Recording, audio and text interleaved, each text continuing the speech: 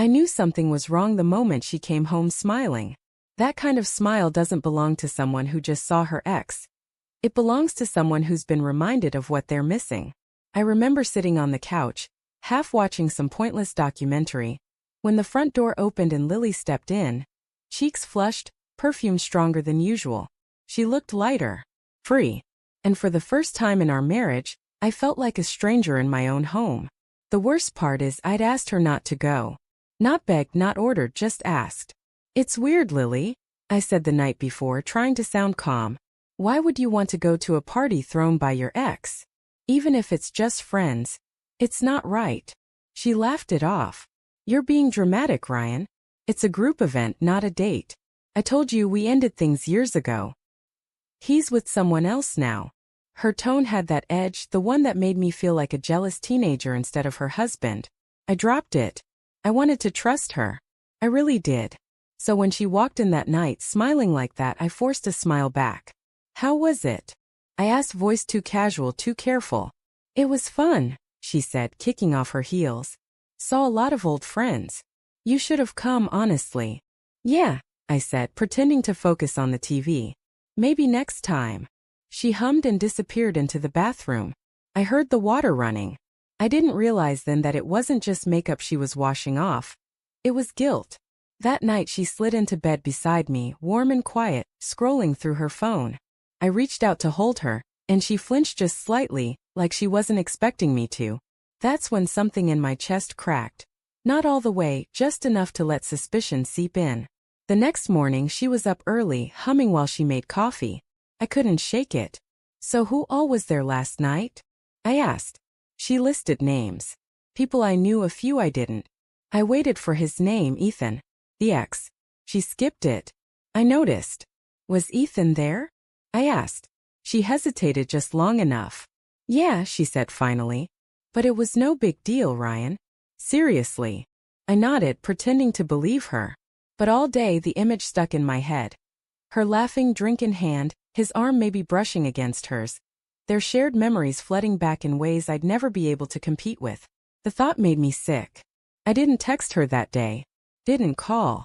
I wanted to see if she'd notice. She didn't. That was Monday. The start of the silence. I thought maybe she'd check in, "Hey, you okay?" Or "Why so quiet?" But she didn't. She was distant but cheerful, as if something had shifted inside her. Something I couldn't touch anymore. I went to work, came home, ate dinner beside her, and said almost nothing. She matched my silence with ease. By Wednesday, it had become a game neither of us admitted to playing. Who would break first? I could see she was annoyed, maybe guilty, but she wouldn't bring it up. So I didn't either. But I started paying attention to the small things. Her phone always face down. Her sudden bursts of laughter while texting friends. The way she started dressing a little nicer. Wearing perfume even when she had errands. On Thursday night, I stayed up after she went to bed. Her phone buzzed on the nightstand. One message, one name. Ethan. My stomach twisted so hard I thought I might be sick. The preview was short. Had a great time catching up. Been thinking about that conversation. I didn't open it. I just stared at it until the screen dimmed. Until my reflection looked like someone I didn't recognize. I didn't wake her. I didn't yell. I just walked out to the kitchen, sat there in the dark, and let the silence consume me. By Friday she could tell I'd seen something. I didn't say a word, but she noticed the way I looked at her. Like I was waiting for her to lie again. "What?" she asked that evening, trying to sound casual, rinsing dishes at the sink. "You've been quiet all week." "Just tired," I said. "Of me?" I didn't answer. The clatter of dishes stopped. She turned to me, eyes searching. "Ryan, what's going on?" I wanted to scream Ethan's "What's going on?" But I didn't. I wanted her to tell me first. Instead she sighed. "This again? You still think something's going on with him? God, Ryan, it's exhausting. You're acting paranoid." "Am I?" I said. "Then why's he texting you at midnight?" Her face drained of color. She opened her mouth, closed it, then said softly, "It's not what you think." "Then tell me what it is." She hesitated. "Too long. We just talked. About old times. It was nice to catch up, that's all." I laughed bitterly. "Yeah, I'm sure it was nice. She started to cry then, saying I was overreacting, that she loved me, that it didn't mean anything. I wanted to believe her so badly. I loved her more than my own pride. But something in her eyes, something tired, detached, told me she was already gone. That weekend the silence deepened. No fights, no affection. Just two ghosts sharing a house. She slept on her side, back to me. I stared at the ceiling, replaying everything, every word, every look, trying to find the exact moment she stopped being mine. Sunday morning she went out for a drive. I watched her taillights disappear down the street, and for the first time in years I didn't care if she came back. That's when I knew. The silence wasn't punishment anymore. It was truth. The truth that love can die quietly without fireworks or slammed doors. When she returned that afternoon, her eyes were red. "Ryan," she said, voice trembling, "I need to tell you something." I didn't move.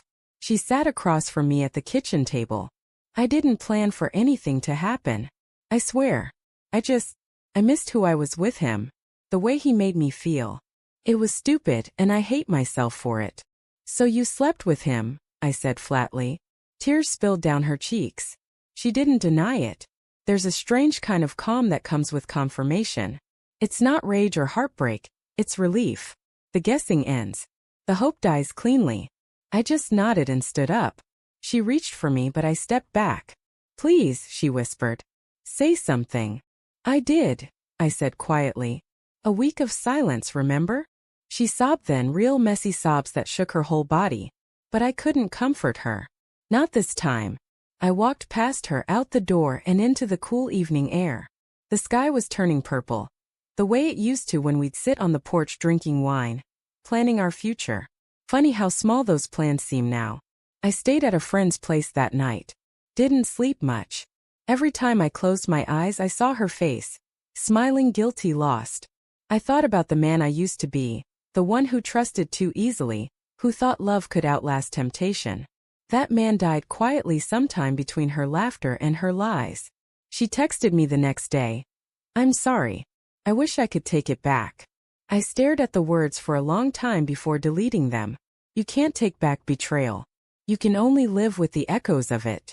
It's been months now. People ask what happened between us. I tell them the truth, but not all of it. I tell them she made a mistake and I couldn't forgive it. But what I don't say is this. Sometimes it's not the betrayal that breaks you. It's the moment you realize the person you loved stopped trying long before they crossed the line. That week of silence didn't just expose her secret. It exposed mine too, that deep down I already knew. I just didn't want to believe that the woman I loved was capable of leaving me while still lying beside me. Love doesn't end with a fight. It ends with silence.